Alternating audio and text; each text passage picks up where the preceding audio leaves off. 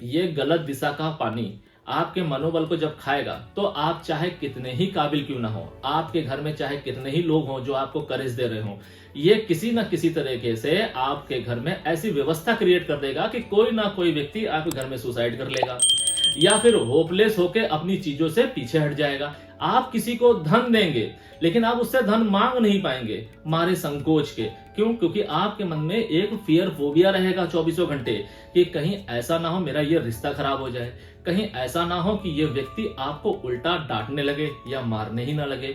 आपको self doubt आ जाएगा अपने अंदर।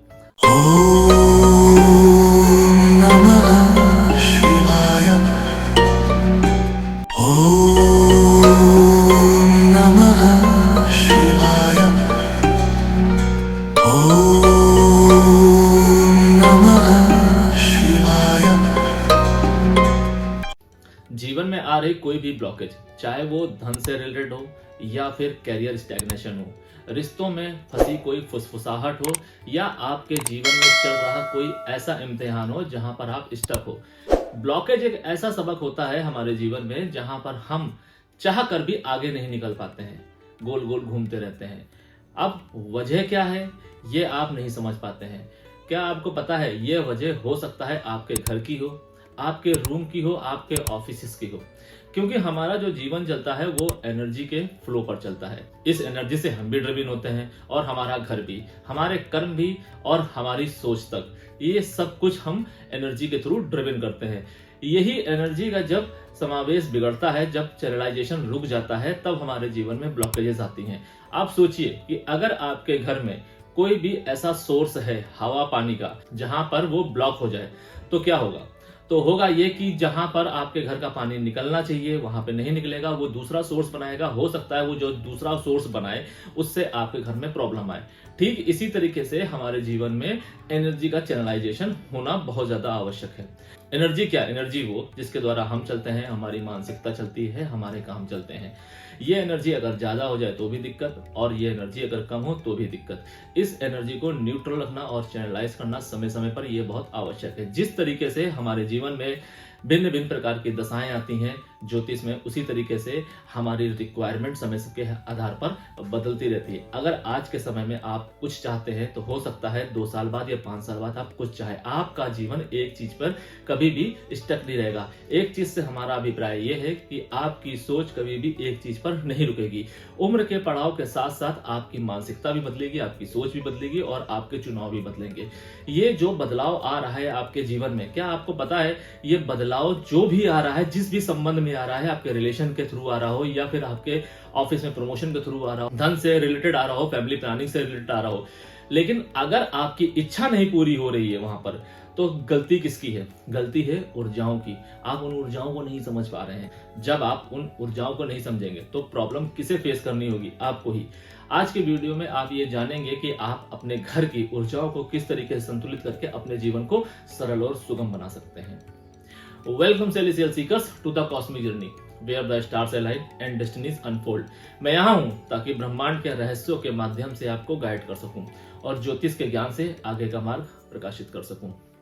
आज का वीडियो वास्तु के ऊपर है। मैं आपको बताऊंगा कि किस तरीके से आप अपने जीवन में अपने घर, अपने रूम और अपने ऑफिस का वास्तु ठीक कर सकते हैं, एनर्जी को समझ सकते हैं चीजों के माध्यम से। आपके जीवन में जो भी चीज है, वस्तु है, ऑब्जेक्ट, वो ऑब्जेक्ट की भी अपनी एक एनर्जी होती है। जैसे आपकी एक एनर्जी है आपके घर परिवार में, आपके मित्रों की कोई एनर्जी है, उसी तरीके से ऑब्जेक्ट की भी अपनी एक एनर्जी होती है। हर एक ऑब्जेक्ट, हर एक इंसान एनर्जी से ड्रिवन है और वो एनर्जी कहीं ना कहीं आपको प्रभावित करती है। कहते हैं अगर ऑब्जेक्ट को गति ना मिले या उसका उपयोग नहीं हो रहा है, वो कांस्टेंट है, तो वो आपके मनोबल को खा जाती है।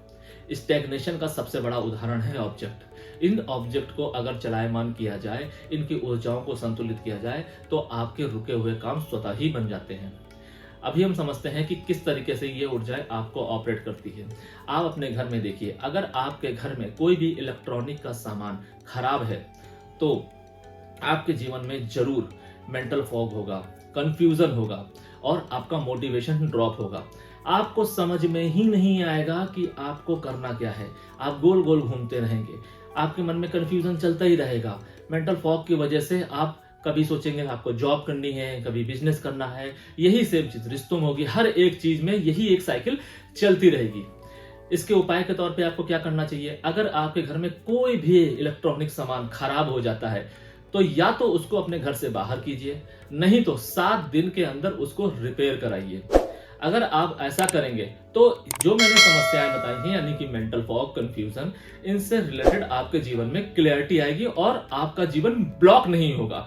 जीवन में जो भी आपके होता है, चाहे वो इमोशंस के थ्रू हो या एनर्जी के थ्रू हो, अगर आप इसको कॉन्स्टेंटली चैनलाइज करते रहते हैं तो आपके जीवन में प्रॉब्लम नहीं आएगी।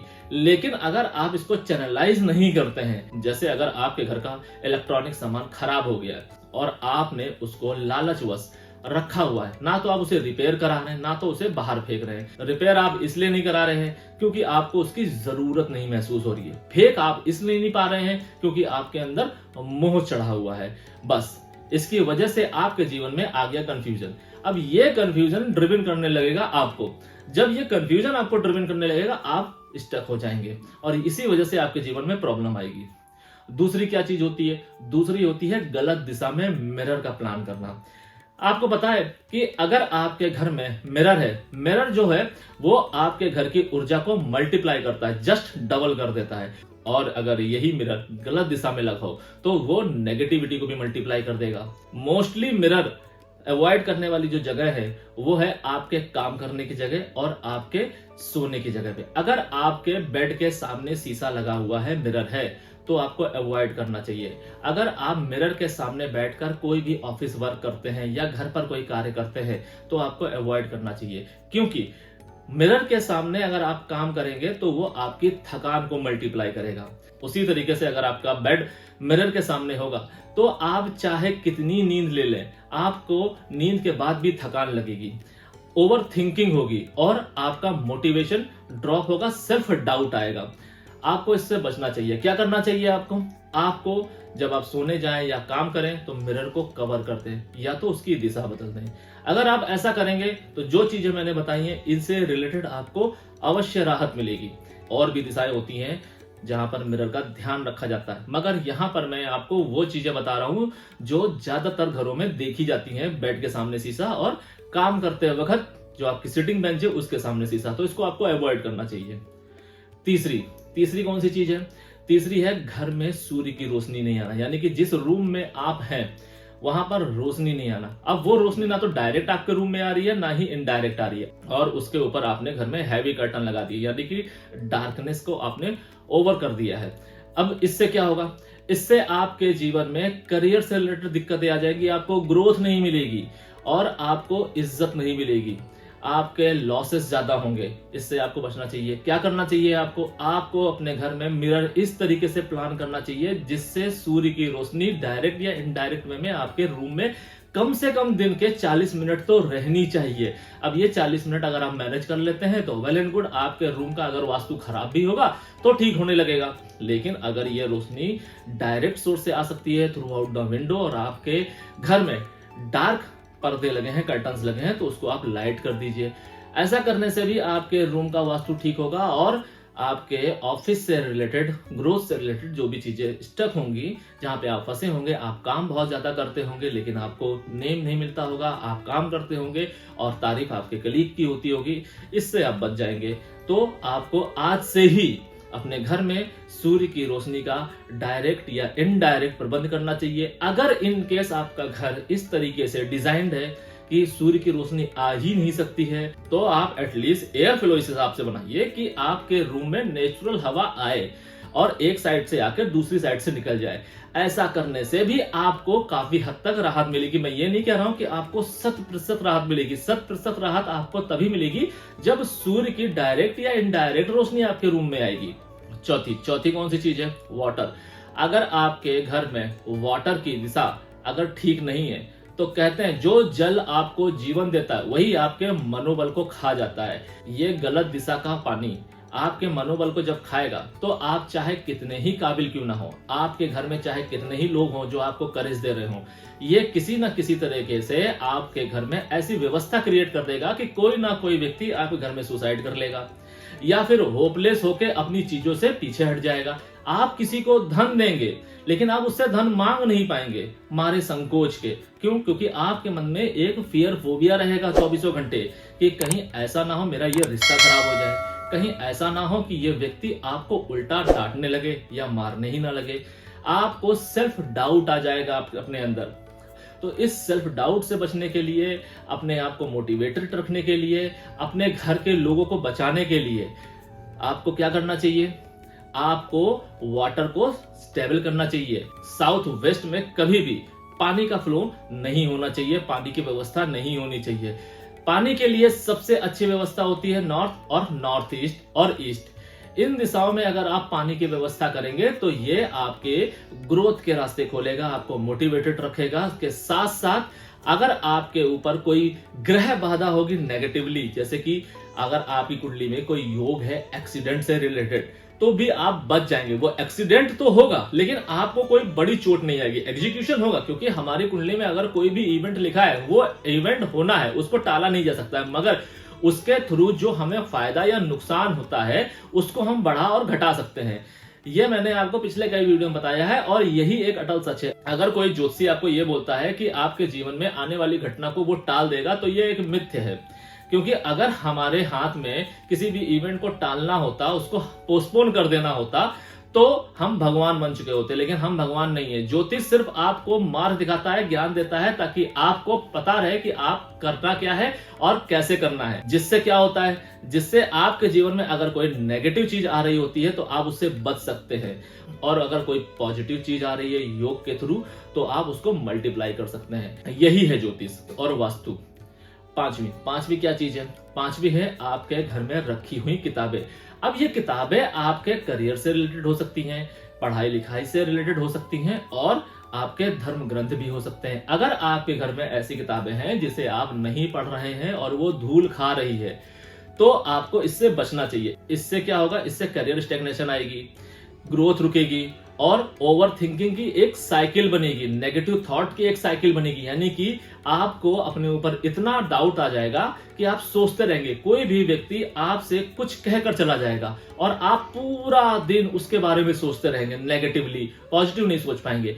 एक व्यक्ति अगर आपको 10 लाइन पॉजिटिव बोलेगा और वहीं दूसरा व्यक्ति एक शब्द बोल देगा नेगेटिव, तो वो 10 लाइन आप नहीं सोचेंगे, वो एक शब्द को लेके आप 1 दिन, 2 दिन, 10 दिन, 20 दिन बर्बाद करते रहेंगे। अगर आपके साथ ऐसा हो रहा है, आपका करियर रुका हुआ है, आपको आपकी काबिलियत के हिसाब से जॉब नहीं मिल रही है, ग्रोथ नहीं मिल रही है, ग्रोथ तो होगी लेकिन स्लो ग्रोथ होगी, और कभी कभी ऐसा देखा गया है कि ये ग्रोथ जो स्लो ग्रोथ है वो लॉसेस में भी कन्वर्ट हो जाती है, तो आपको क्या करना चाहिए? आपके घर में जितनी भी कॉपी किताबें हैं उसको साफ सुथरा करके रखिए, शफल कीजिए, पेज को सफल कीजिए, बुक को सफल कीजिए, और अगर आपको समय मिलता है तो उसको पढ़िए, एक लाइन ही पढ़िए, जितनी भी किताबें हैं। नहीं कर सकते हैं तो इन कॉपी किताबों को आप घर से बाहर कीजिए। ऐसा करने से आपके करियर से रिलेटेड जो भी दिक्कतें आ रही हैं, ग्रोथ से रिलेटेड जो दिक्कतें आ रही हैं, उसमें आपको राहत मिलेगी। ये सारी छोटी छोटी चीजें वो हैं जिसकी वजह से हमारे जीवन में बड़ी बड़ी समस्याएं आती हैं और जिसको हम नजरअंदाज कर देते हैं। इन चीजों को अगर आज से आपने नोटिस करना शुरू किया और एक बदलाव लाया, और 7 दिन तक एटलीस्ट आप नोटिस कीजिए कि आपके ऊपर और आपके घर में क्या बदलाव आता है, उसके बाद मुझे आप बताइए। इस ज्ञान को, इस वीडियो को आप लाइटली मत लीजिए, क्योंकि ये जो इन्फॉर्मेशन मैं आपको दे रहा हूं, इन इन्फॉर्मेशन को लेवरेज करके आपके जीवन में, या फिर ऐसे बहुत से लोग हैं जिनके जीवन में हार्मनी आ सकती है, तो आज से ही जो भी चीजें मैंने आपको बताई है इसका यूटिलाइजेशन कीजिए। एटलीस्ट एक चीज पर अप्लाई कीजिए, 7 से 15 दिन देखिए, ऑब्जर्व कीजिए कि आपके ऊपर क्या परिवर्तन हो रहा है, और इसको अपने इष्ट मित्रों के साथ साझा कीजिए। ध्यान रखिए कि अगर आपको अपने जीवन में शक्ति बढ़ानी है तो कुछ जोड़ने से पहले त्यागना पड़ता है, हटाना पड़ता है, क्योंकि शक्ति वो नहीं है जो सिर्फ जोड़े, शक्ति वो है जो शक्ति को समझे और उसे पता हो कि आपको क्या करना है और क्या नहीं करना है। हर व्यक्ति के लिए शक्ति का अलग प्रारूप है, अलग समझ है, और इस प्रारूप और समझ को अगर आप समझकर कार्य करेंगे, अपने घर के वास्तु को समझकर कार्य करेंगे, अपने घर की ऊर्जाओं को समझकर कार्य करेंगे। क्यों? क्योंकि आज अगर आपके 4 भाई बहन हैं तो जरूरी नहीं है जो थॉट प्रोसेस आपका है वही आपके अदर भाई बहनों का हो। जब लोग अलग हैं, उनकी सोच अलग है, उनकी रिक्वायरमेंट अलग है, तो उन सबका वास्तु अलग है। एक घर में रह रहे अगर 4 भाई बहन हैं तो चारों के लिए अलग वास्तु कार्य करेगा। ये वास्तु अगर एक ही फ्लोर पे अप्लाई होगा तो वो वास्तु कंप्लीट वास्तु नहीं है, क्योंकि आज के समय में कोई भी घर में एक मुखिया नहीं होता है। जैसे पहले हर घर में एक मुखिया होता था, जब एक मुखिया होता था तो एक वास्तु होता था। इसीलिए आज के समय में अगर आपके घर में 4 लोग हैं और 4 लोगों की अपनी अपनी चलती है तो उनको चैनलाइज कीजिए, अपने घर में फ्लोर बनाइए। 4 भाई हैं, 4 फ्लोर बनाइए और अलग अलग फ्लोर उनको दीजिए और उसके हिसाब से आप वास्तु कराइए। अगर चारों भाई सेम फ्लोर पर रह रहे हैं और सब लोग अपने हिसाब से कार्य कर रहे हैं, कोई भी मुखिया नहीं है, सिर्फ नाम के लिए आपने बड़े भाई या पिताजी को मुखिया बना रखा है और आप भी डिसीजन ले रहे हैं 30%, 40%, 70%, तो ये एक मिथ्य है। ये आप अपने आप को धोखा दे रहे हैं। ये आप अपने सलाहकार को या वास्तु एक्सपर्ट या ज्योतिष को धोखा नहीं दे रहे हैं, ये आप अपने आप को धोखा दे रहे हैं। हर व्यक्ति के लिए अलग वास्तु है, क्योंकि उसकी एनर्जी फ्लो अलग है, उसकी रिक्वायरमेंट अलग है, उसकी सोच अलग है। ये रिक्वायरमेंट, सोच और उसके एस्ट्रोलॉजिकल जो प्लैनेट हैं वो अलग है। इनको अगर आप कंपाइल करेंगे तभी आप उसके लिए वास्तु कंप्लीट वास्तु कर पाएंगे। जब आप किसी भी इंसान के लिए कंप्लीट वास्तु करते हैं, उसकी ऊर्जा को समझते हैं, उसकी सोच को समझते हैं। अब इसमें देखा यह जाता है कि जैसे आपका 4 भाई हैं और आपकी पत्नी है, आपके बच्चे हैं, तो यह वास्तु स्पेसिफिकली आपके लिए काम करेगा, क्योंकि आप, आपकी वाइफ, आपके बच्चे में मुखिया आप होंगे। जो आपके अदर 3 भाई हैं उनके लिए अदर होगा। क्यों? क्योंकि वो जो अपने लिए डिसीजन ले रहे हैं वो अपने लिए सर्वे सर्वा है, वो अपने मुखिया है, आपके मुखिया नहीं है। तो अगर आपके घर में भी ऐसा ही होता है तो आपके लिए भी ऊर्जा का प्रवाह मल्टीपल होगा। इसको कंट्रोल करने के लिए सबसे अच्छा तरीका यही है कि आप अपने घर में फ्लोर बनाइए और आपके अगर 2 या 3 भाई हैं उनको उसमें शिफ्ट कर दीजिए। मैं ये नहीं कह रहा हूं अपने भाइयों से संबंध खराब कर लीजिए या उनसे मेल जोल न रखिए, नहीं, आप रखिए। ये एनर्जी को समझना बहुत ज्यादा जरूरी है। क्यों जरूरी है? क्योंकि हो सकता है आप इंजीनियरिंग के प्रोफेशन में हो, आपका भाई डॉक्टर के प्रोफेशन में हो, या हो सकता है IAS PCS हो, वो कोई भी हो सकता है, बिजनेसमैन भी हो सकता है। तो अगर आपके काम अलग है, आपका थॉट प्रोसेस अलग है, आपका सर्किल अलग है, तो आपका वास्तु भी अलग होगा। क्यों? क्योंकि जो एनर्जी है वो सेम एनर्जी हर क्राइटेरिया में कार्य नहीं करती है। आशा है मुझे कि आपको यह वास्तु का वीडियो समझ में आया होगा। इन ऑब्जेक्ट को परिवर्तित करके आप अपने जीवन में हार्मनी ला सकते हैं। अगर आज के समय में आप धन नहीं खर्च कर सकते हैं, किसी वास्तु एक्सपर्ट से अपने घर का एनालिसिस नहीं करा सकते हैं या अपनी ज्योतिष के थ्रू अपनी कुंडली का एनालिसिस नहीं करा सकते हैं, तो जो मैंने आपको बताया ये छोटे छोटे चेंजेस करके आप अपने जीवन में हार्मनी ला सकते हैं। ऑब्जर्व कीजिए, देखिए, अगर आपके जीवन में हार्मनी आ रही है, पॉजिटिविटी आ रही है, इसको ऑब्जर्व कीजिए। उसके बाद जितनी भी चीजें मैंने बताई हैं इसको धीरे धीरे करके अप्लाई कीजिए और फिर ऑब्जर्व कीजिए। मैं ये नहीं कह रहा हूं कि आप मुझे ब्लाइंडली फॉलो कीजिए, आप एक चीज अप्लाई कीजिए, ऑब्जर्व कीजिए, खुद प्रैक्टिकल कीजिए। जब आपको फायदा लगे तब आप मुझे बताइए। और अगर आपका कुछ डाउट हो इस वीडियो के माध्यम से, कोई सवाल हो, तो आप हमसे कंसल्ट कर सकते हैं कमेंट के माध्यम से, व्हाट्सएप के माध्यम से। सार्वजनिक नहीं करना चाहते हैं तो आप हमसे पर्सनली अपॉइंटमेंट ले सकते हैं। कुंडली का एनालिसिस कराना चाहें तो भी आप हमसे अपॉइंटमेंट ले सकते हैं। आज के लिए फिलहाल इतना ही। सेलेस्टियल एनर्जीज आपका मार्गदर्शन करें और आपके आगे के सफर को प्रकाशित करें। शरणम।